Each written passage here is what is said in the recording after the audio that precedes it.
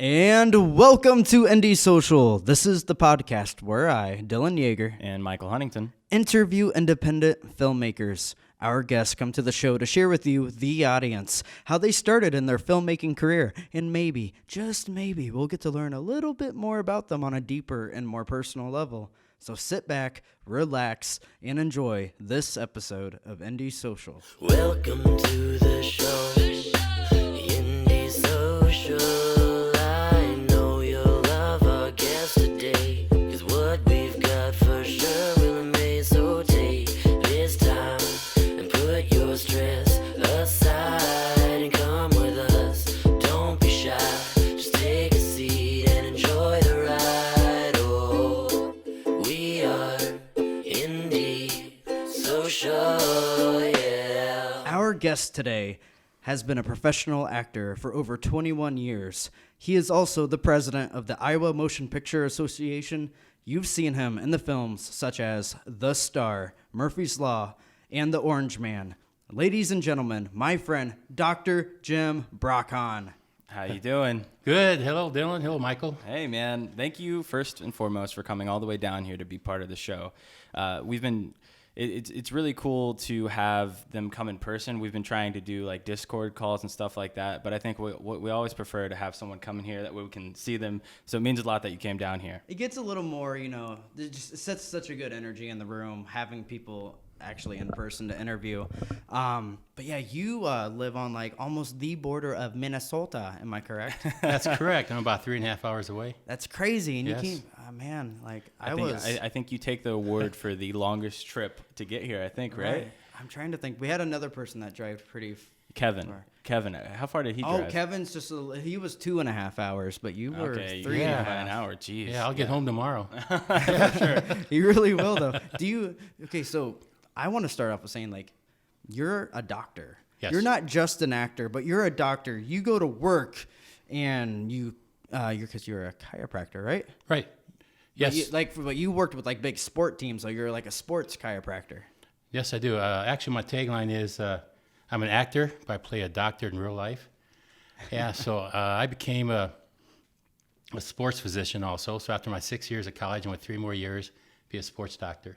So I'm a diplomat of the American Chiropractic Board of Sports Physicians. And I like That's a tongueful right there to say. It's a tongueful, yes. And I like to set goals in my life. And so I set a goal that I want to be an Olympic team doctor by the year 2000. I set this back, must have been about 1989 when I set that up. And so I was going through all my training and everything I could do. I worked for the Junior Olympics Pro Rodeo circuit for 16 years, so I was building my resume up. Then in 96, I got asked to be an Olympic team doctor. So when did you figure out that? Did you always know you wanted to be a doctor? Or was that just, so you knew that kind of from a young age? Well, not from a young age, no. No, actually, I was working in a factory. Okay. And I got laid off, and I started working at a prison guard. I was a prison guard at the Anamosa Reformatory. So I worked there for a while, and I got called back to the factory. And then I got laid off again, and I started working in the bowling alley. And Just trying to find your... a wife and a child on the way, and payments, and it's like, there was a chiropractor bowling one night when I was working the bowling alley, and there's also a auctioneer that was bowling, and I wanted to be my own boss, so I asked them what it took, for their education. Mm-hmm. Well, I decided to become a chiropractor. So so right out of high school, you didn't just jump right into college, right? No. Just 5 years after high school, I went to college. I went to Kirkwood Community College. Oh, wow. And then Palmer College Chiropractic. So how long were you in school for? 6 years. Wow. So you didn't actually start becoming a doctor until your early 30s, right? Late 20s. Late 20s, yeah. Yes. So when did the passion for acting come in? Did that start at a young age? Or did you do theater? Well, I did a couple plays in high school, and I didn't have any big roles, of course. Matter of fact, one I'll never forget. I was playing this husband, and it was called Onions in the Stew. I don't know if you ever heard of that. No. But anyway, I had one line, and when I said my line was San Francisco at the convention. And right then the curtain came down. That was the end of the play. Wow. So how long were you on stage waiting to say that one line? Just in the backstage for probably an hour and a half, just waiting to say that one line. Man. But then what got me started in acting is I have a patient that has a daughter and a son, and she was talking about how they got involved with acting, and they said, yes, we go to Talent, Iowa, Sherryville. And so I thought, okay, I'll look her up, and I did, and Sherryville asked myself and my family to come for an interview. And so we went there and got an interview, and she wanted us, all of us, to be, represented by her. And that was, many years ago. That was back in '92. And then '94, I got my first job. So, so with acting, so how old were you when you started doing acting then? So you were already a doctor. Yes. So 1994, I would have been, gosh. Not trying to show I your know, age. man. What was that, 34, something like that? Okay. Yeah. So you even kind of had 25 a late years start I've to been acting. So did you ever have did you have a passion for it at all? Like, did it ever go in your mind that you wanted to be an actor, or you just did some theater and you're like, this is it, Yeah, it wasn't until the patients started talking about it. Sure. Then I met their agent, and I got excited about it. Mm-hmm. And then I went to some Don Reed festivals. Well, that was in Denison for about 4 years. The whole family went because all my kids were actors too, and they've done modeling and acting. My wife even did a few acting jobs too. Okay. But so it was a week's vacation we took in Denison, and we had classes there from professionals coming from LA. Mm-hmm. And there's one lady there, Joan Darling, who is a Academy Award winner. She directed like Mary Tyler Moore Show and MASH and so forth. And she saw my acting, and she pulled me to the side and said, I want you in my master class in Burbank, California. This is the summer of 2000. So in October 2000, I was there with her for a whole month. And she'd only take about 12 to 15 students. And it was interesting. We had people there watching us go through our acting, and I didn't know I was being watched by all these different people. So I bet that was very surreal to be a part of that when just a couple weeks ago you were just being Dr. Jim. So one of my favorite movies you're in is The Star. Yes. And two questions I have for you. How old were you in that movie? Because I just recently watched it, and you look incredibly young. It doesn't even look like you. I know it's you, but it don't look like you. And tell me on how you went about playing this role, because you played the son of this woman who was autistic, and he did so well. Yes, I was mentally challenged, and Lillian McManners, she was in this movie. She played my mother, and she's already in her early 90s or mid 90s. She's 102 right now. She's still alive, and I played her son, and I was around 50, 52, something like that. There's no way. You look so young in it. Yes, and what I did was I cut my hair to a butch, and I got rid of my mustache, and then I just went into the character, and I guess you can change your look. What was really strange is when I did this movie, I was showing it to somebody next to me, and I said, "Yeah, watch this movie." He was sitting next to me. He knows me. He's a friend of mine. He was watching the movie, and then after a while, he looked at me and looked there at the movie again and looked at me. He says, "That's not you, is it?" I said, "Yes, that's me." Wow. And what's He looks incredibly different. You got to watch it. Yeah, I'm going to check it out. Yeah, people just don't recognize me. And what's really neat is the director liked it so much that he produced another movie, Molly's Girl, and he asked me to he just brought me in as that character again, in that movie. And so was that your first movie that you were kind of challenged as an actor, taking on such a different role from probably some of the stuff you've been in before? Yeah, I've done a lot of roles. I've been a coach, I've been a father, I've been a mafia boss in several movies. I've been a comedian. I mean, there's just different things that I've done, and I've always wanted to stretch out and do different things. So I didn't want to be set on just one thing, Just a bad guy. I'm just a bad guy, or I'm a funny guy, or the guy next door. I'll never be the guy next door. Trust me, I won't get to a little lady or nothing like that. But anyway, so I wanted to do something different. So I asked this director, and I've done about 7 or 8 movies with him as an actor. And then I've worked behind the scenes, too, with him in about half a dozen movies. And I said, I've always wanted to be mentally challenged in a movie. So it sounds like it'd be a character that'd be fun to do, it'd be tough to get that. And it's a challenge, and I really want to do that. He wrote this movie, The Star. What was the studying process for that? Did you was there YouTube at the time, or did you study? I did study different movies of people that had that. Mental illness. Yep. And then I've been around kids and adults. Right. I've been around my whole life with kids and adults that's had So you just kind of disabilities and channeled so all forth. those moments to do this performance. Yes. So what was the And radio. You remember radio? Oh, The gentleman? yes. Yeah. Oh, I love I really radio. drew a lot from that. I watched it over and over again. Definitely. Yeah, that was a And- killer performance that he had. Yes. So what was the process of filming it? How long did it take to, and it's a feature film, right? Yes, it is. How long did it take to film it? Oh, geez. I drove up there several weeks. We'd film like Friday, and then Friday night, then Saturday and Sunday. We did that for several weeks, and it was during the wintertime. Mm-hmm. Because I had to go to Wisconsin, and it was like a 3-hour drive, and there would be a snowstorm. And, yeah, there's times I had to spend the night there a day longer because we had a snowstorm. Yeah, yeah. Yeah. So tell us a little bit about being the president of the Iowa Motion Picture Association, because you guys run an award ceremony. It's a big deal here in Iowa. Yes. And what we do is we just help promote and enhance filmmaking and video making in the state of Iowa. And we have about 160 members. And they're anywhere from directors, actors, producers. You don't even have to be in the industry to be a member. You don't even have to be living in Iowa to be a member either. But what we do is we do workshops. And then we also have the Iowa Motion Picture Association Awards Gala, which will be coming up this coming year on May 4th. In Ottumwa. And so we're getting everything set up there, and we're starting our advertising. A few days ago, we got into TV and radio and so forth. Yeah, it's a great organization. I've been involved with them for probably 16 years, and this is my 6th year as president. And we have a great board and board advisors. We have 10 board members and 2 board advisors.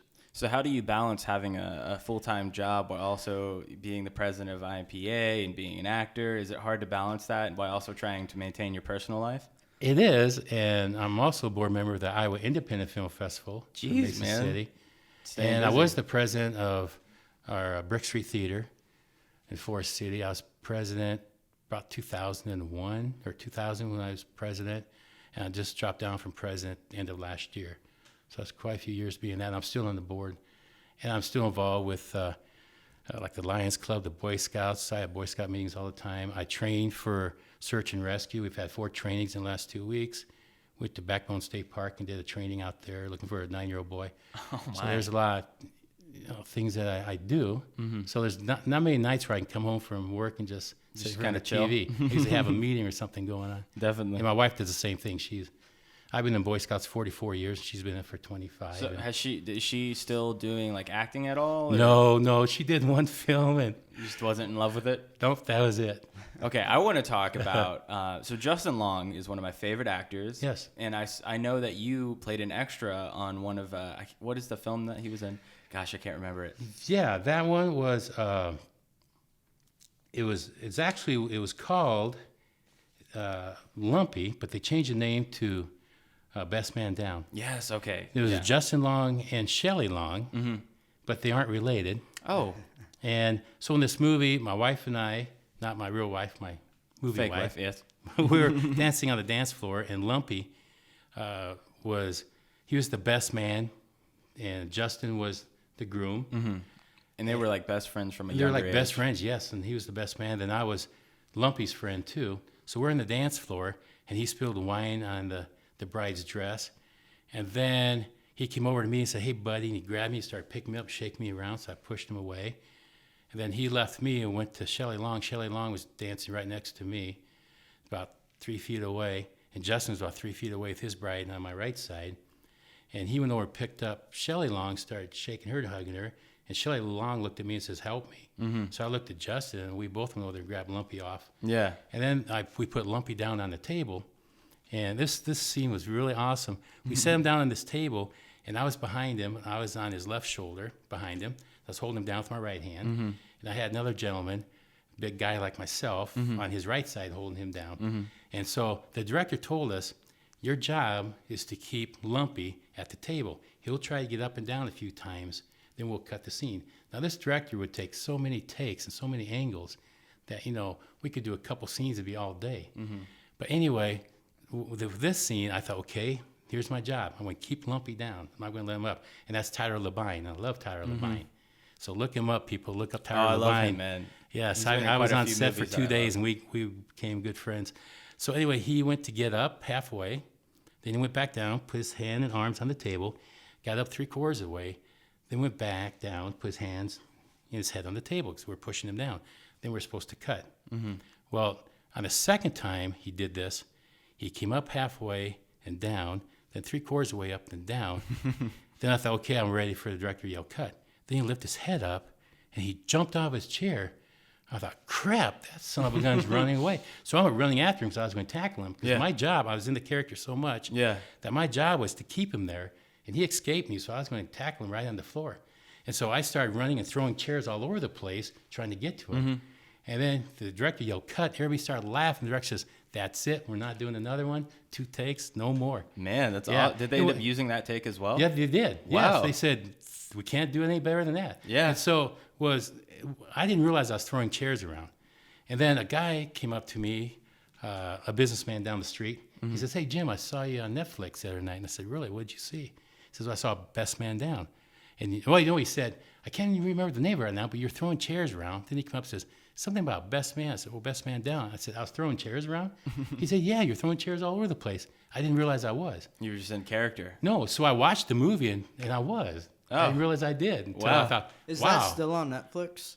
I don't know if it's still on Netflix. That was a couple years ago. Yeah, Netflix likes to recycle film. Like I'll don't find change that film. movie. You can get I you can need get to at see Best it. Buy. I bought mine at Best Buy. Yeah, I watched many it years ago. I watched it a long time ago, around the time where it came out. And so like, Did you ever think you'd be sitting in the same room with the guy who threw chairs? No, man, I didn't. I threw them well too. So how'd you get that role?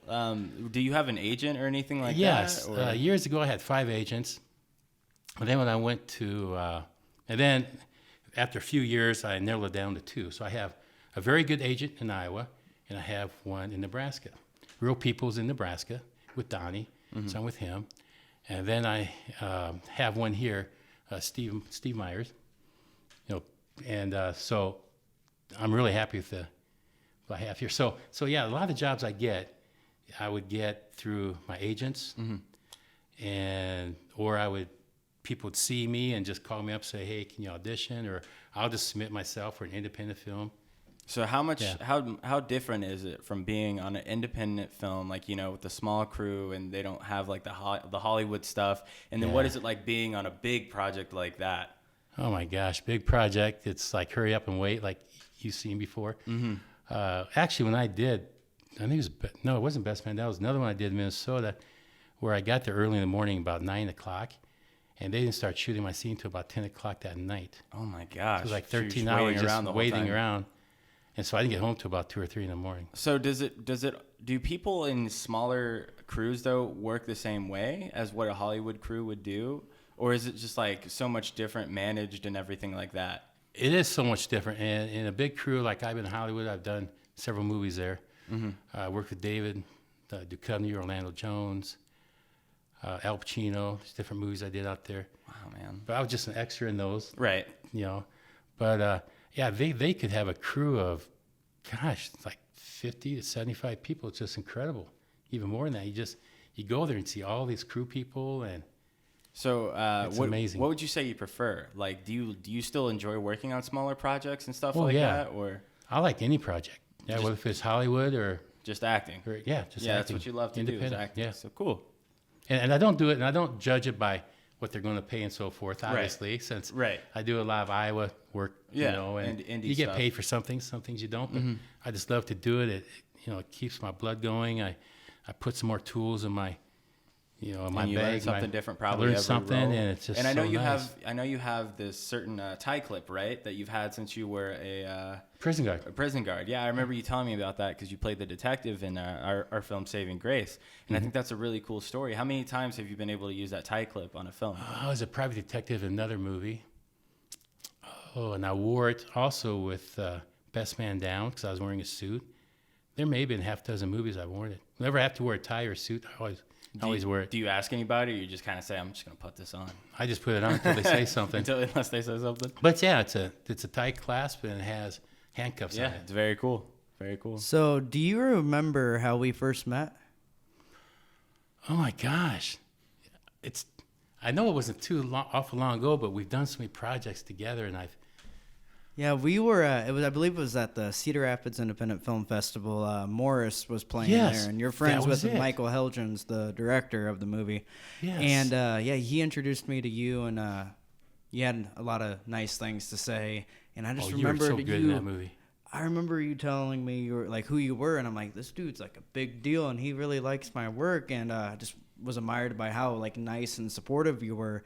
And then I didn't see you again until like the Iowa Motion Picture Awards, but it was a short period of time. Yeah. But then Saving Grace, we got to talk a lot more on that. But then like the big moment that like I absolutely love and adore was when you and I were casted in A Most Forgettable Man. Yes. Because that was filmed up in the Forest City area where you live, and That must have been nice then, huh? It was nice. Very nice. Because you were thinking about asking me to stay with you while we filmed, and then I just like it just came to me. I was like, wait, this is like where Jim lives, and I messaged you up, and you were like, oh yeah, I was gonna ask you, but like I got to live in your castle for 4 days, and you and your wife treated me so well. You guys are like some of the nicest people I've ever met.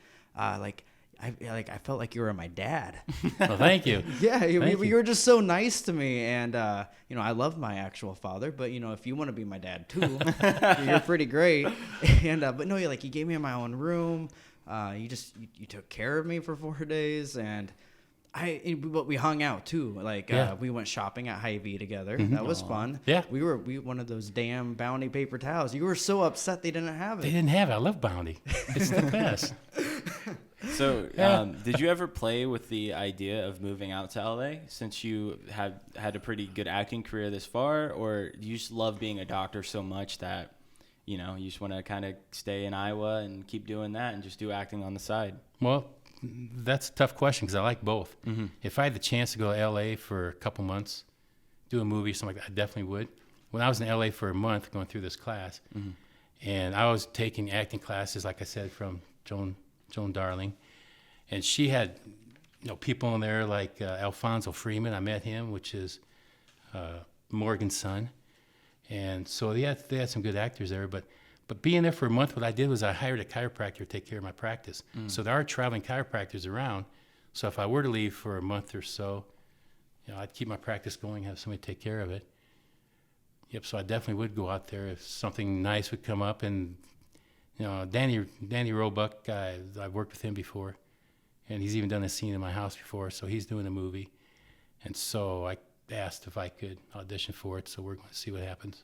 That'd be cool, man. That'd be really cool. And you live in Forest City now, and that is a beautiful, beautiful town. Yes. I love it so much. There's just something in the air. And and your the house that I stayed in, you raised your entire family in that house, didn't you? Yes, I did. Yes. Yeah, we built that in 96, 97.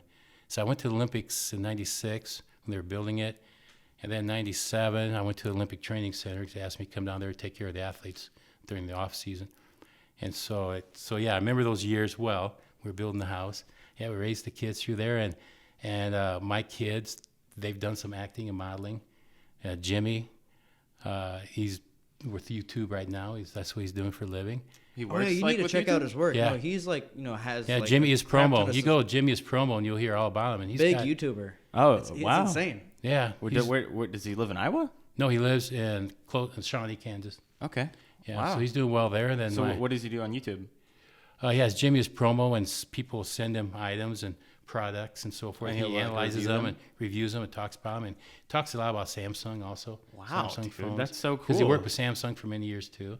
So you've always been pretty supportive of like these kids, your kids doing creative things. Yeah, and Jamie, he's at Love's on exit 133 on Highway 35, halfway between Mason City and Des Moines.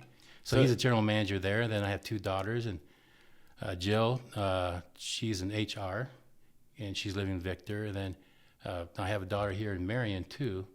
Dang, you got a lot yeah, of kids, so man. so I got 4 kids and 8 grandkids, and one on the way. So that'll be nice. Wow. Well, congrats, man. Thanks. So A Most Forgettable Man, you played the chef in that movie, and we had a scene together. We were filming in a diner, and it was the most fun I've ever had, and you're just so funny. I don't know if we can talk about it, though, because it might spoil it. I don't know. Yeah, basically, when I came on set, it was, okay, I'm the chef.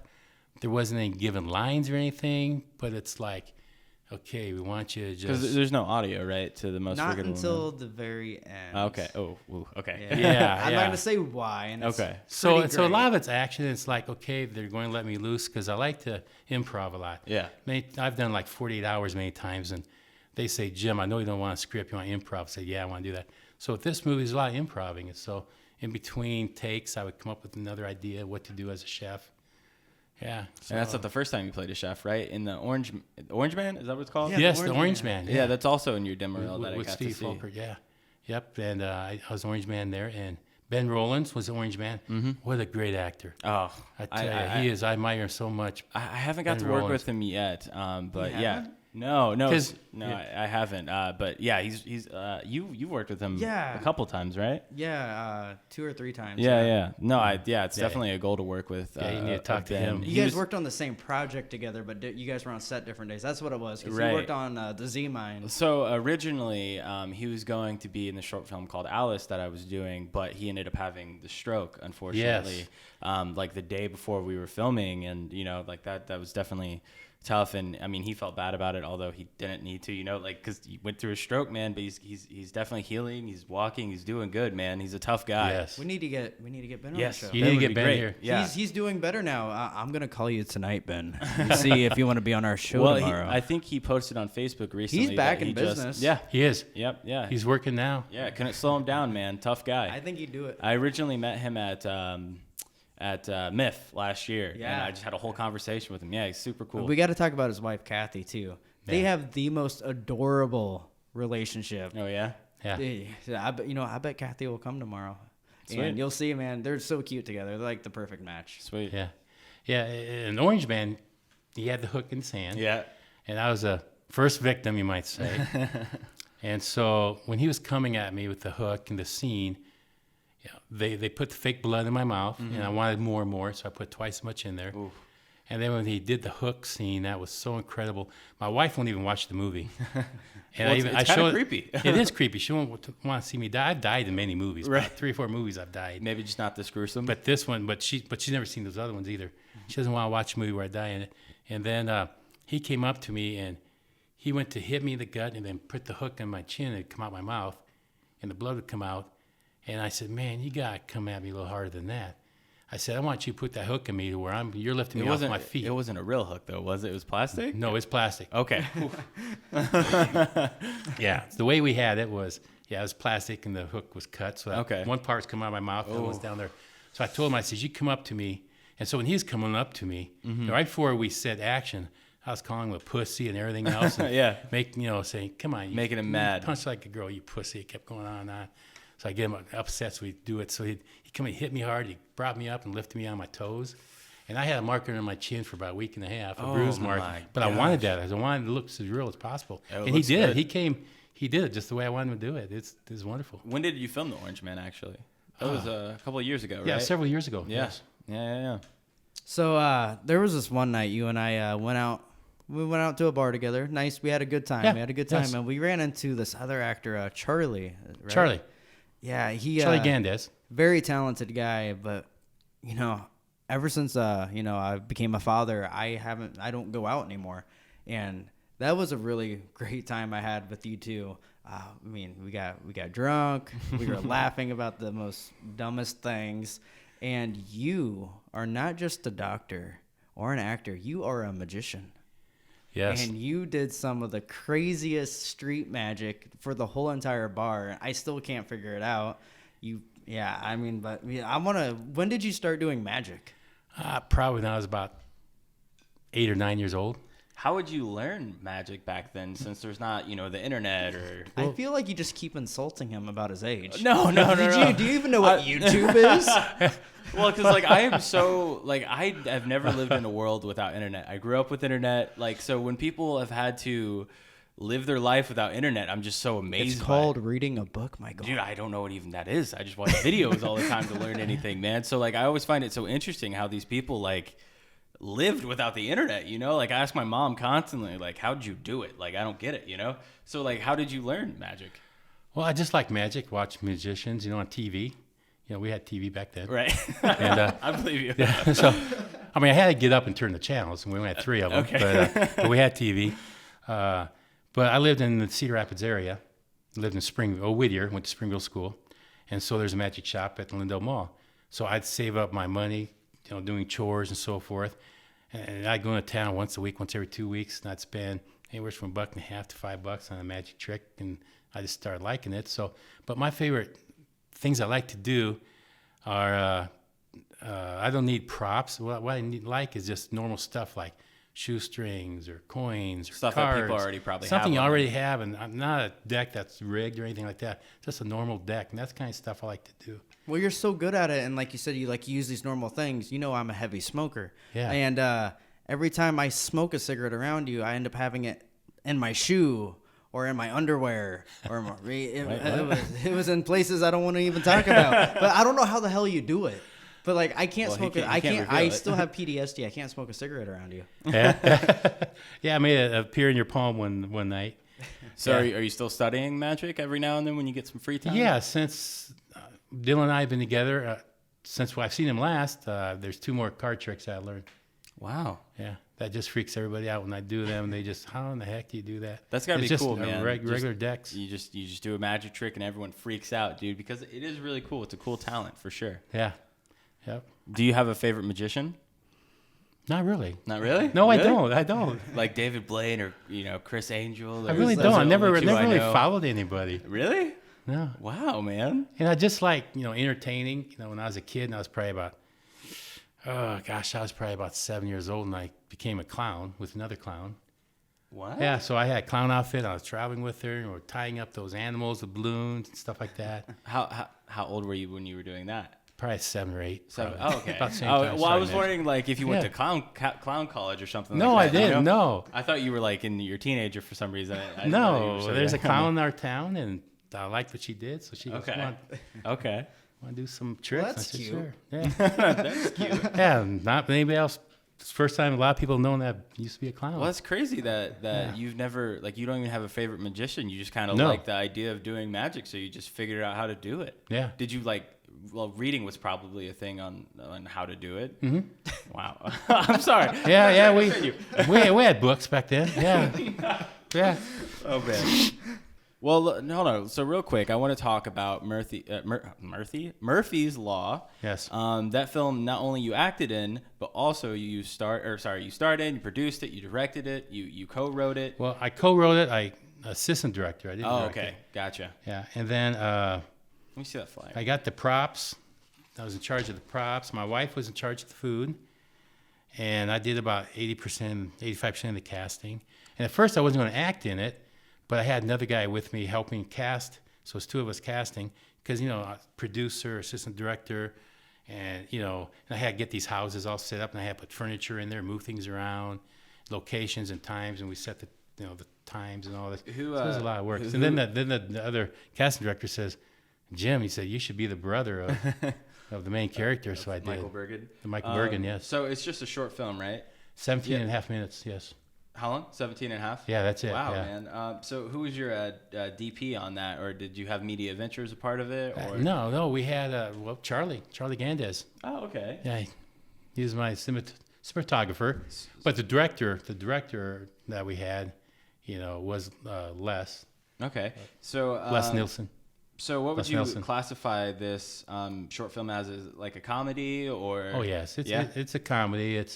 I came up with the idea with my wife and I and Les Nelson, his wife, we're having lunch at a Chinese restaurant, and it was the night of the premiere of another movie that he wrote, and so I said, I've got an idea for a movie.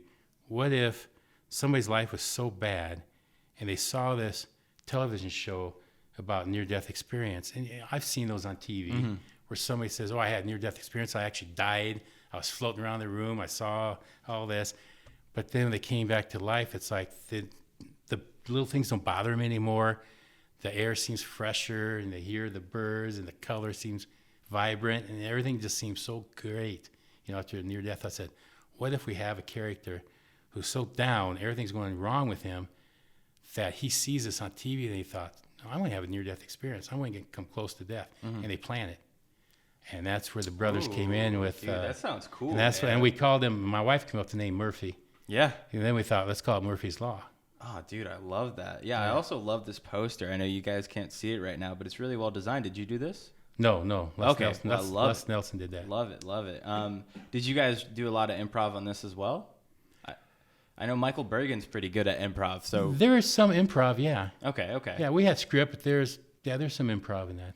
Yeah. Well, yeah, man, I'm excited. And then it's premiering. Is it its first premiere at MIF, or is that the first showing of? No, we premiered it. Oh wow, we premiered in our town. We had about 160 people come to Wow, it. man. And then the next day we had it in Charles City. There's probably about 75 people there, maybe. It's going to be shown again on November 7th in Okoboji, along with the movie that I first directed, the full-length film that I directed. Wow. That's going to be shown there too. And then the next day I go to MIF, yeah. and it's been And selected then for that. you get to be in Saving Grace as well. That's also in Yeah, there, so you Saving get to see Grace. that. And when I go to these awards, I don't look there like, okay, I'm going to win or anything like that. I go there because see I the- love these actors and everybody. It's- Dylan, yourself. It's just so fun to get together and talk. It's so fun networking. If you win, yeah, that's nice. It's like Yeah. the cherry Yeah, on top. But it's otherwise, just so nice to meet it's gonna everyone, be so fun. and then you get to see like an audience perspective instead of you just seeing it a million times. You get to see other people watch it for the first time. It's very the magical. craziest thing is having people come up to you that Don't really know you. you exist. Oh, okay. And like I met Kevin Isaac. I can't even talk right now. Kevin Isaacson. Isaacson. Okay, screwed I was up. gonna say Kevin. I'm so sorry, dude. It's okay. Don't search We for got it you, for not Kevin. knowing last names, man. We got you. Man. But we were mutual friends on Facebook, but never talked. We don't run with the same crew. But he came up to me at the Iowa Motion Picture Awards last year, and he's like, "Hey, I love this thing you've been in. I've been dying to meet you." And I'm like, "This dude knows I exist." Yeah. That's insane, and that happens all the time. And these award ceremonies and film festivals are. It's fun to be surrounded by a bunch of people who are like in love with the same stuff, because you don't always get that being in the regular world, but when you're there, you're like transported to a whole new environment, man. It's really crazy. It's magical for sure. And Dylan, you've done an excellent job, and that's why Facebook, or when I see it personally, I always encourage you to go on and on and on, because you got the right skills, you got the right stuff. Thanks. You're a I great really actor. appreciate in you, that. man. And Your dad believes in you. And I like helping.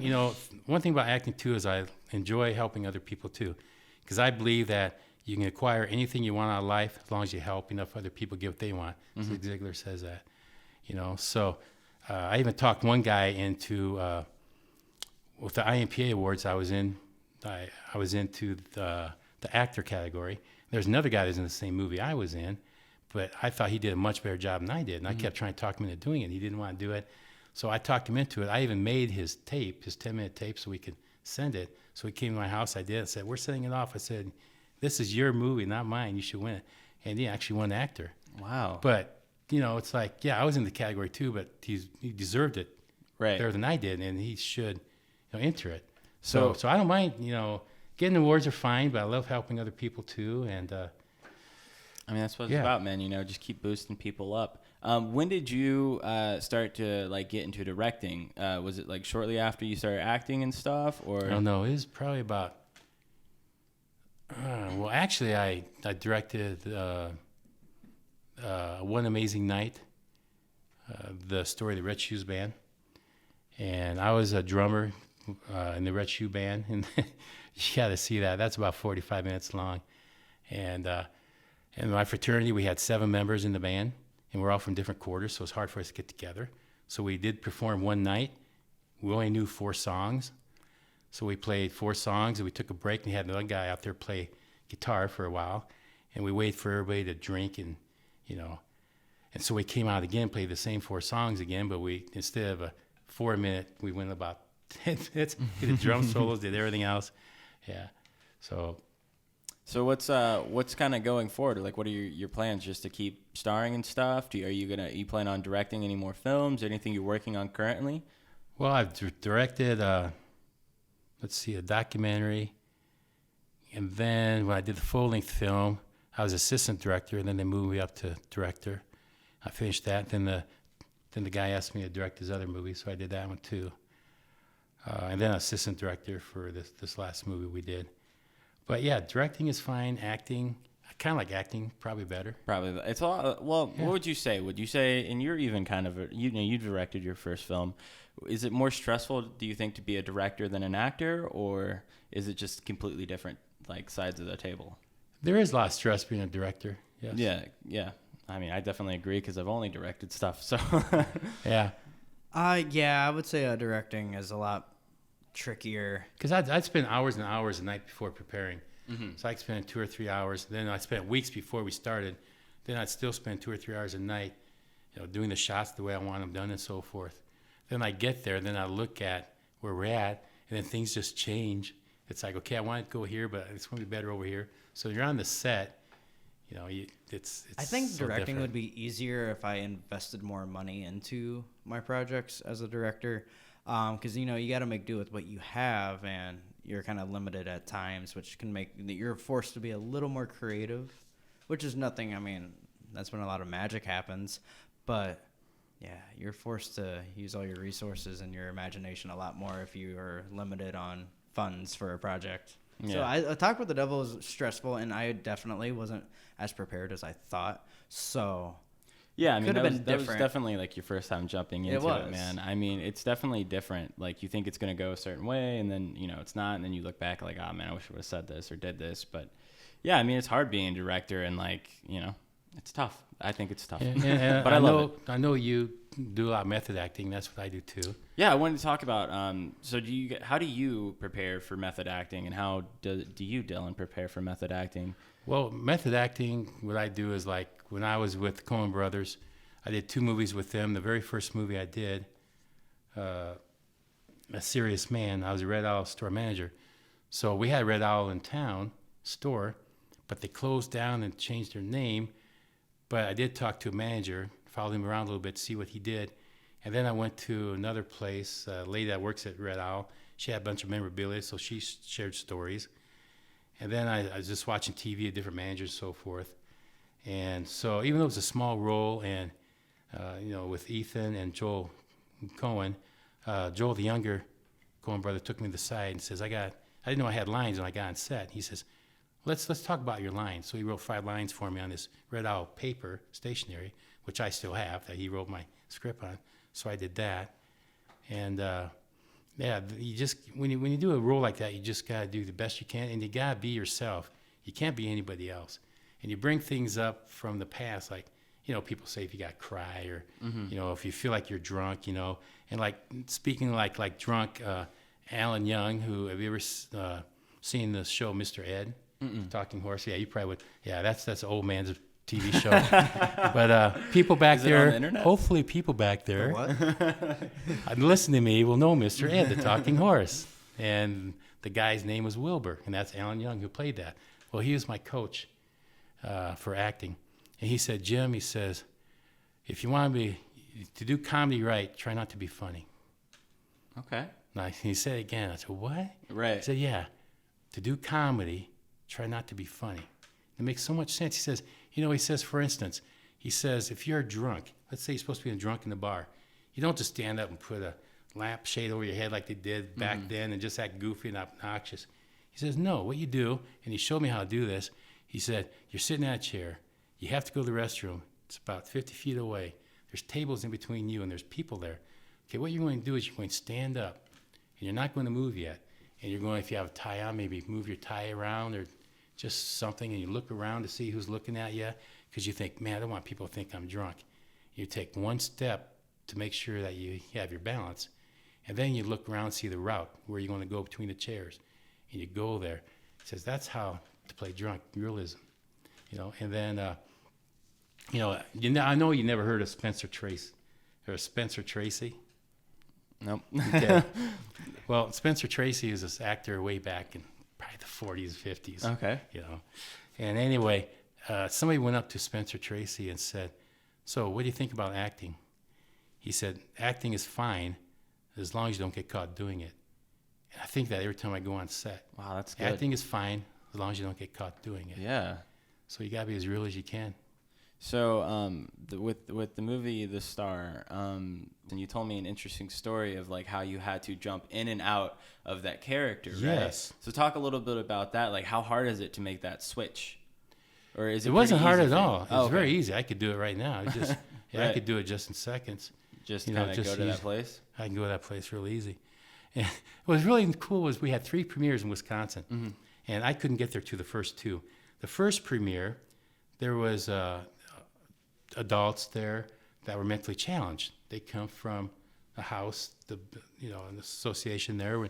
They brought them to watch this movie, The Star, and they were sitting there, and and when it was over, they asked the director, wondering if I was there, and the director says, "No, he's not here." They said, "Oh, I want to meet him so bad.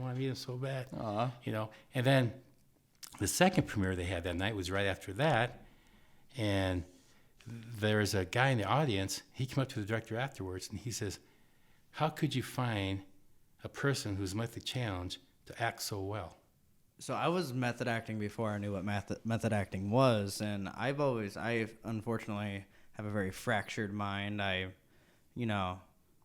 Dealt with a lot of trauma in my life. I've been diagnosed with a chronic depression disorder and anxiety and icky stuff. So I think I fortunately have an upper hand when it comes to being able to escape and become somebody else. And I've done that since I first started acting in high school. I was just able to kind of, escape into a different reality. And it was just kind of, it would be a way for me to kind of, escape from myself. And that's how I was able to bring these characters to life. And then I think it was honestly, The Dark Knight, Heath Ledger playing the Joker. That's when I first heard what method acting was, because I loved that role so much and did a lot of, research on method acting, because I was like, ooh, I love Heath Ledger. I love this role. I want to start doing method acting. I was like, holy shit. I've been doing it this whole time, but it was for me just, an escape. I was just, just certain things I didn't like about myself, so I wanted to be somebody else. So I loved acting. It was like I could be somebody else for a while, and I became that person. And, method acting, I guess. Yeah, I became, during class, this lady from LA used to come down to Des Moines, then we started going to Chicago. She'd come down for a couple of years, about once a month, and I enrolled in her class. And I did one scene where I couldn't get out of it. We're doing a scene, trying to think of the movie right now, Tom Hanks in it. Anyway, so I was doing my scene, and I was thinking about my brother who just passed away. So I got into that area that really dark, and so I started playing this character, and I got into it so bad that I couldn't get out of it. And that night when we got done, it was a Forrest Gump movie when Dan, Sergeant Dan, yeah, when he was in the hospital, he lost his legs. And he was just yelling at Forrest Gump, "How could you do this to me? I had to die. I want to die like my father, my grandfather, and great-grandfather. And you should have left me there." So we did that scene. Wait, you were in Forrest Gump? No. Oh, okay. No. I got what you're saying now. But we're just practicing the scene. You're right. Okay. Just for teaching and Yeah. learning. So I was doing that. I got so involved in it that afterwards, when we got done with all this, we were in a hotel room, and we'd sit around the table in this bar area and talk about the day.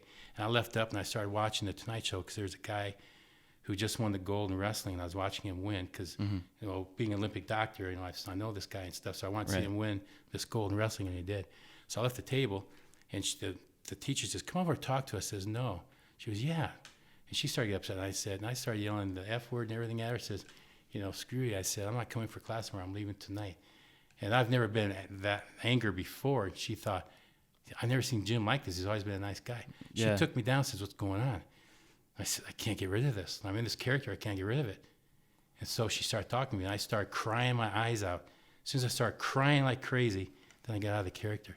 But it was scary because I couldn't get out of it. Never That felt just shows that how anger before. fragile the mind is, though. my gosh. A lot of people say method acting could be very dangerous. Yeah, I can see so that. I mean, we all see what kind of happened to Heath Ledger. I mean, that's kind of a conspiracy, but a lot of people think he got lost in the role, which is very possible. Very possible. A lot of method actors actually talk about share similar stories as you. I've had some experiences myself. Just it's hard to let go, or you play such a dark role for so long, and that's all you kind of know for this period of time. And then when you go back to your normal living situation, you still kind of hang on to that feeling. You got people who are already kind of mentally broken, and then you got people who can like trick their mind into, in a way, being broken, and like you said, like you just couldn't let go. Yeah, and it's a kind of an eerie, kind of a weird good feeling to know that like I went to that limit, but then you kind of have like that oh shit moment too. It's like, what happens if I keep doing this? And Nicolas Cage learned something from a set when Wind Talkers. Nicolas Cage is on there. And when I was in LA, I did Simone and Evolution, and I was supposed to be in this scene with Nicolas Cage, and it was Wind Talkers, and he played Joe Enders, and it's about the soldiers. Job is to protect the Navajo Marines, who use their native language for ciphering, unbreakable radio, transmissions, and so forth. Anyway, what he did was he had a head injury in this movie, and so he had this band around his head. And there's one scene he was out in his yard of the hospital, and it was like tables and stuff, people walking around with missing limbs and on crutches and wheelchairs. And like I said, I was supposed to be in this scene, but I couldn't. I had to go back to Iowa. But my friend was in the scene, so he learned this from Nicolas Cage and shared it with me. So what happened was there's a scene where Nicolas Cage was supposed to get up he was talking to the nurse, he's supposed to get up from the table, and there's a wall about 8 feet away. He's supposed to get up and walk into the wall. Mm-hmm. Well, what he did was he told the director, he says, okay, follow my lead. He says, what I'm going to do, I want a broom handle. He got a broom handle. He's running around the broom handle about 4 or 5 times. And he says, and he told the director, when I get done with this, I'm going to throw the broom handle out of the shot, and and then we start, yell action. So he did this 4 or 5 times, threw the broom handle out. He sat down in action. He got up, and he was already dizzy, and he fell against the wall. I mean, how real could that be? Yeah. I mean, that's fantastic. Yeah. Somebody, instead of just faking being dizzy. Right. That was awesome. So, so as we get kind of close to wrapping up here, we normally have our guests kind of have like an inspirational words of wisdom that they would give to a person who's starting acting or a young Jim. What would you tell that person? Boy, follow your dreams. What you need to do is find what you want to do. Write down your goals, which I have, where you want to be in 2 years, 3 years, 5 years, what you need to do to reach those goals, and be realistic about it and have a time limit on there. If you don't make that particular time limit, you can always increase it and go further and further. That's what I did to be an Olympic team doctor. If you're acting, I've done the same thing too. I know that I have to do certain jobs and just keep working at it. And if it's something that you think, well, this is just a small bit, or I'm not getting paid for it, I have to travel 5 hours for this scene, I may have one line or something like that. I mean, you never know what's going to happen. I've done about 90 different movies, TV shows, and commercials in these 25 years, and I haven't made it big. I haven't even come close, not even close to what I want to do. So you got to keep doing it, because one of these days somebody's going to see something, and that could be the break for you. You never know when it's going to happen. So don't turn anything down if you can. Just do it. Keep doing it. Do it. Yeah. And help other people too, and learn how the etiquettes, for a scene, for its sets and so forth. And and as an actor too, I've worked boom, I've worked sound, I've worked camera, I've worked all that, and it's a good idea for somebody who's an actor. And I took classes, became a certified PA, production assistant. So I am a PA, and I think every actor should be a PA. They just learn just to learn how to work with the sound, with the electric, I mean lights and all. Because film is such a collaborative thing. Yeah, it is. Film isn't made with. Then this way, when you're on set, you can see all these people running around. There's cables all over. You respect that. You respect what they do. Stay clear of it, and everything will go smooth. Yeah, absolutely. Well, thank you so much for coming all the way down here, man. It means a lot. You're a great human being, and I'm happy to hear your story. It's been really cool, and I look forward to what you do next, man. Well, thank you so much for coming. It's always a pleasure to see you, and I'm sure we'll work again with each other in the future. I hope so. Into each other. Dylan and Michael, yes. Absolutely, man. After this, I want to work with you even more than I ever have before. So good. Yeah. Yes. And thank you, everybody who listened to this episode. Have a good night.